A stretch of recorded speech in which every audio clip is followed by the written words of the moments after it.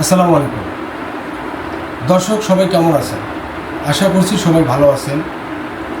হাটে কেনা হাঁস আর সেই হাঁসের মাংস দিয়ে মা আর আমি দুজনেই বসছি ভাত খাইতে। এই রাতের খাবারটা আমার আম্মু আর আমি একসঙ্গে খাবো। এই যে দেখেন দর্শক, কালারটা দেখেন। কি আম্মু, তুমি খাবা না? আম্মু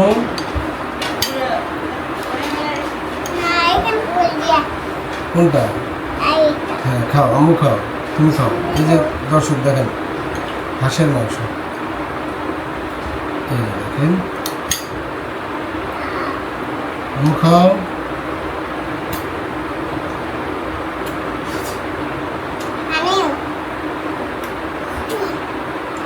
পানি খাবা না?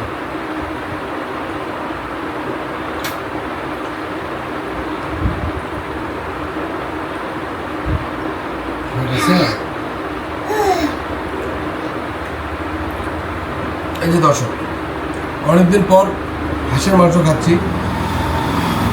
আর হাঁসের মাংস হাটে কিনতে গেলে সবাই বলে দেশি। কোনটা দেশি কোনটা ফার্মের আমি তো বুঝি না, কারণ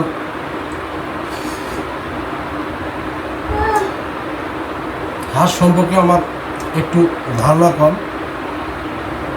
আর হাটে কোনটা দেশি কোনটা ফার্মের বোঝা খুবই কষ্টসাধ্য। তারপরেও তাদের কথার উপর ভিত্তি করে 6টা হাঁস কিনছিলাম। আর 6টা হাঁস তো একদিনে খাওয়া সম্ভব না। আর কথা হচ্ছে কি, 2টা হাঁস বোনকে দিলাম, 2টা হাঁস মাকে দিলাম। একটা রান্না করছে আজকে, আর একটা অন্যদিন রান্না করে খাবো, সেটাও আপনাকে দেখাবো, সেটাও আপনাদেরকে দেখাবো। এই যে দেখেন,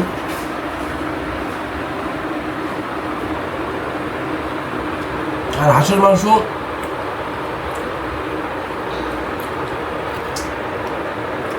অনেকজনে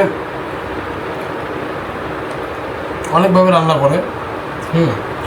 কেউ হাঁসের মাংসের মধ্যে আলু দিয়ে রান্না করে, আবার কেউ দেখাচ্ছে বিভিন্ন সবজি দিয়ে রান্না করে।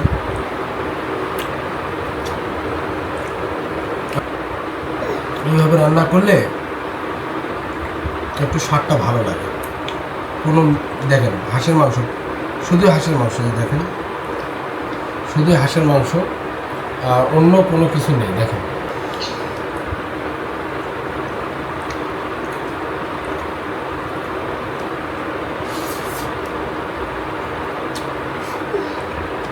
তবে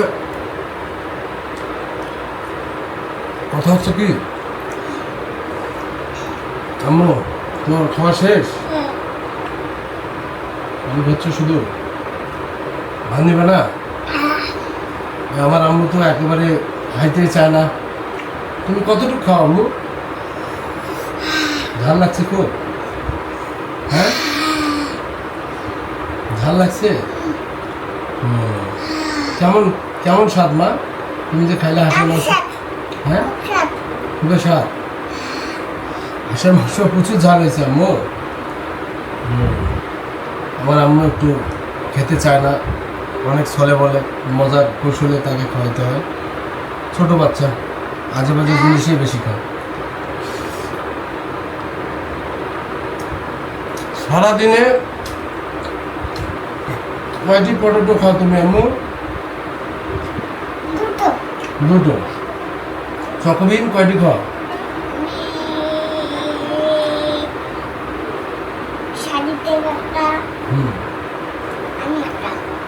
স্বাধীন একটা খায়, তুমি একটা খাও। তুমি তো মিথ্যা কথা বলতেছো। সারাদিনে কি তুমি 2টা পটেটো খাও? তুমি তো অনেক পটেটো খাও আম্মু। তোমার দাদা একটা করে নিয়ে দেয়? ও আচ্ছা। আসলে সারাদিনে এই পটেটো, বিস্কিট, চানাচুর, চকোবিন এগুলো খেয়ে আর ভাত খাবে না। ছোটো বাচ্চা জোর করে তো খাওয়ানো সম্ভব না। যতটুকু প্রয়োজন ততটুকু খেলে না।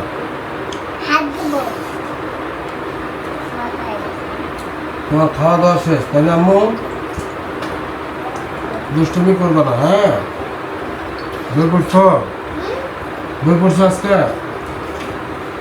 হ্যাঁ, বই পড়ছো? কি বই পড়ছো? একটা ছড়া শোনো তো আমার দর্শকদের। সুন্দরভাবে বসো, বসো, একটা ছড়া শোনো তো আম্মু। হ্যাঁ, এখানে ক্যামেরার দিকে বলো।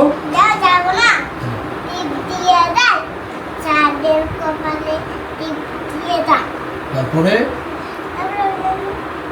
তাহলে তুমি বই পড়ো না, তুমি ফাঁকি দাও। আচ্ছা, এবার বলো তো আম পাতা জোড়া জোড়া ছড়াটা। আম পাতা জোড়া জোড়া, মারবো চাবুক চলবে ঘোড়া, ওরে বুবু আছে আমার পাগলা ঘোড়া, চাবুক ছেড়ে। তারপরে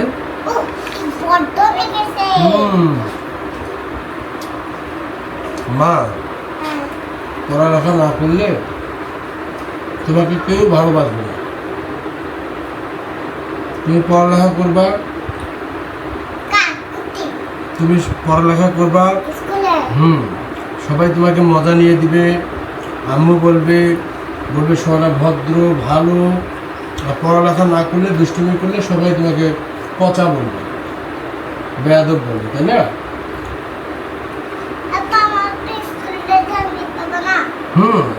তোমার স্কুল ড্রেস নিয়ে দেবো, তোমাকে ব্যাগ নিয়ে দেবো, তোমাকে বই নিয়ে দেবো। ব্যাগ নিয়ে যাবে না? কি নিয়ে যাবে স্কুলে?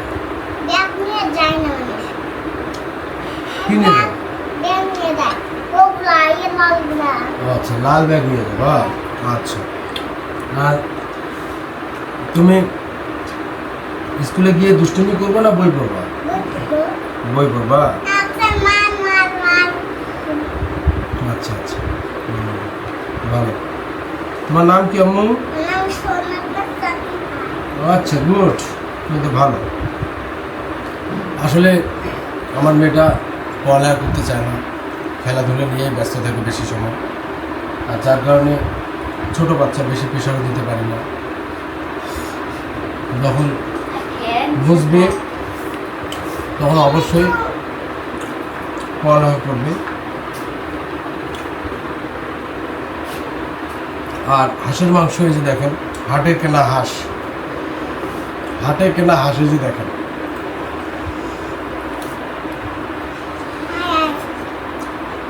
তবে